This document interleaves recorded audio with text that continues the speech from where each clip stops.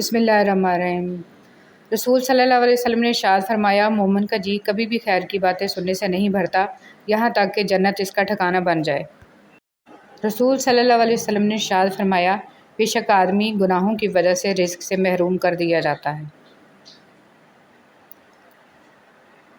نماز اشراق کی فضیلت۔ رسول صلی اللہ علیہ وسلم نے فرمایا، جس نے نماز فجر جماعت سے پڑھی، پھر بیٹھ کر اللہ کا ذکر کرتا رہا یہاں تک کہ سورج نکل گیا، پھر اس نے 2 رکعتیں پڑھیں تو اسے ایک حج اور ایک عمرے کا ثواب ملے گا۔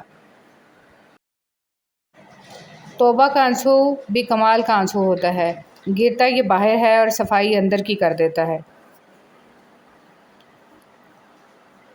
دنیا کی سب سے سستی چیز مشورہ ہے، ایک سے مانگو تو 1000 دیتے ہیں۔ دنیا کی سب سے مہنگی چیز مدد ہے، ہزاروں سے مانگو تو کوئی ایک دیتا ہے۔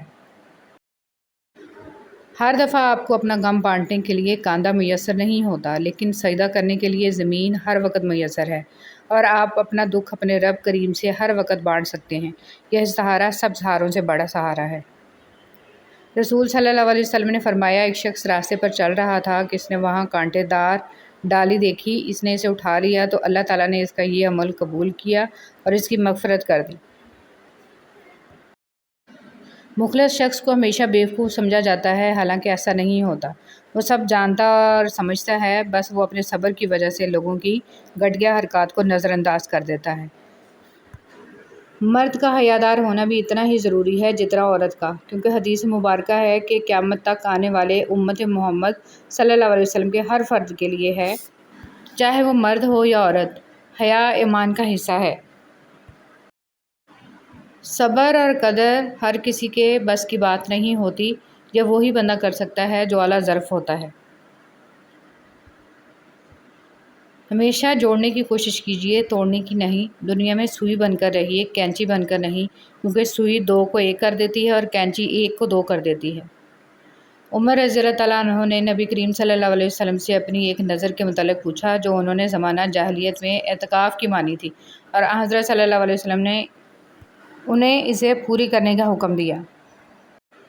پرندے جب کھاتے ہیں ان کا سر جھک جاتا ہے، اور جب پانی پیتے ہیں تو ان کی نگاہ آسمان پر اٹھ جاتی ہے۔ یہ عاجزی اور شکر گزاری کی خوبصورت مثال ہے۔ اللہ ہمیں عاجزی اور شکر گزاری عطا فرمائے، آمین۔ خشک رویہ رکھنے والا اس درخت کی مانند ہے جو پھولوں اور پھلوں سے محروم ہوتا ہے، نہ بیٹھنے والے کو سایہ دے اور نہ نظر ڈالنے والے کو خوشی دے۔ سکون چاہیے تو ذرا رات کی تنہائی میں دل بنانے والے سے دل کی باتیں کر کے دیکھیں۔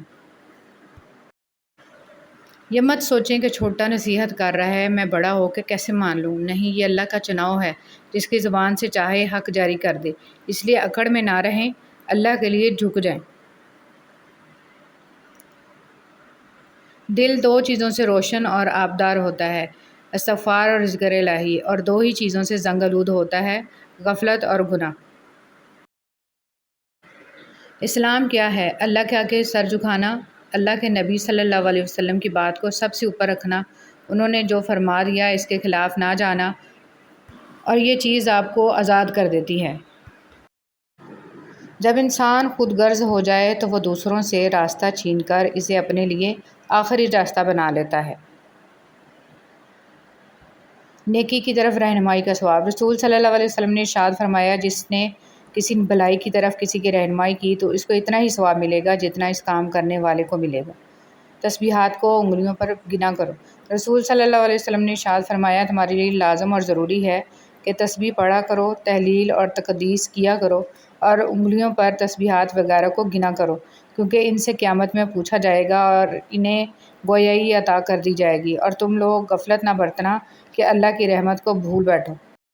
تنہا ہونا یہ نہیں ہوتا کہ آپ کے پاس کوئی نہیں ہے، تنہا ہونا دراصل یہ ہوتا ہے کہ سب آپ کے پاس ہیں لیکن آپ کا کوئی نہیں ہے۔ خاموشی اختیار کر لیں مگر گلہ مت کریں، گوشہ نشین ہو جائیں مگر اپنا معیار مت گرائیں۔ عزت نہ ملے تو کنارہ کشی بہتر ہے، لیکن وقت کی بھیک نہ مانگیں، کیونکہ عزت اور محبت کے بغیر کسی بھی رشتے کا وجود نہیں ہے۔ اچھائی کے لیے لازم نہیں کہ لوگوں کے ساتھ اچھا کیا جائے، اچھائی یہ بھی ہے کہ بس کسی کے ساتھ کچھ برا نہ کیا جائے۔ خوشی وہ واحد خوبصورت چیز ہے جو ہمارے پاس نہ ہوتے ہوئے بھی ہم دوسروں کو دے سکتے ہیں۔ سب کچھ ختم ہوتا محسوس کریں تو ایک نئے آغاز کے لیے تیار ہو جائیں۔ یہی زندگی ہے۔ جو لوگ اللہ کی رحمت پر آنکھ بند کر کے یقین کرتے ہیں، سوال نہیں اٹھاتے، اعتراض نہیں کرتے، وہ کبھی اندھیرے راستوں پر ٹھوکر نہیں کھاتے۔ کوئی ہوتا ہے جو انہیں سنبھال لیتا ہے۔ بات نیت کی ہوتی ہے صاحب، کوئی کعبہ سے بھی خالی ہاتھ لوٹتا ہے اور کوئی گھر بیٹھے رب کو پا لیتا ہے۔ غلطی ہو تو مان لیں اور غلط فہمی ہو تو دور کر لیں۔ یہی اچھی اور پرسکون زندگی گزارنے کا سلیقہ ہے۔ نیک عمل پر ہمیشگی کرنا اور درمیانی چال چلنا۔ نبی کریم صلی اللہ علیہ وسلم سے پوچھا گیا، کون سا عمل اللہ کے نزدیک زیادہ پسندیدہ ہے؟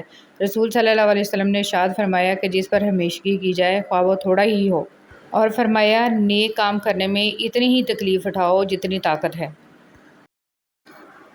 رسول صلی اللہ علیہ وسلم نے فرمایا، روزہ دوزخ سے بچنے کے لیے ایک ڈھال ہے، اس لیے روزہ دار نہ فحش باتیں کرے نہ جہالت کی باتیں، اور اگر کوئی شخص اس سے لڑے یا اسے گالی دے تو اس کا جواب صرف یہ ہونا چاہیے کہ میں روزہ دار ہوں۔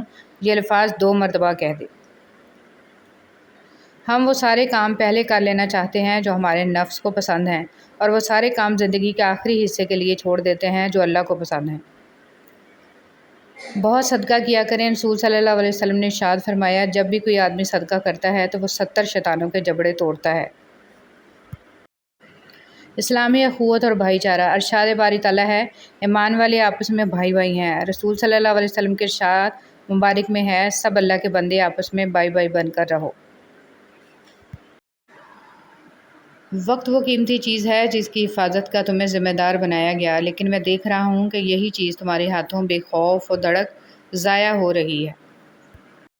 ام المومنین حضرت عائشہ رضی اللہ تعالیٰ عنہا کہتی ہیں، رسول صلی اللہ علیہ وسلم تمہاری طرح جلدی جلدی نہیں بولتے تھے، بلکہ آپ صلی اللہ علیہ وسلم ایسی گفتگو کرتے جس میں ٹھہراؤ ہوتا تھا۔ جو آپ صلی اللہ علیہ وسلم کے پاس بیٹھا ہوتا وہ اسے یاد کر لیتا۔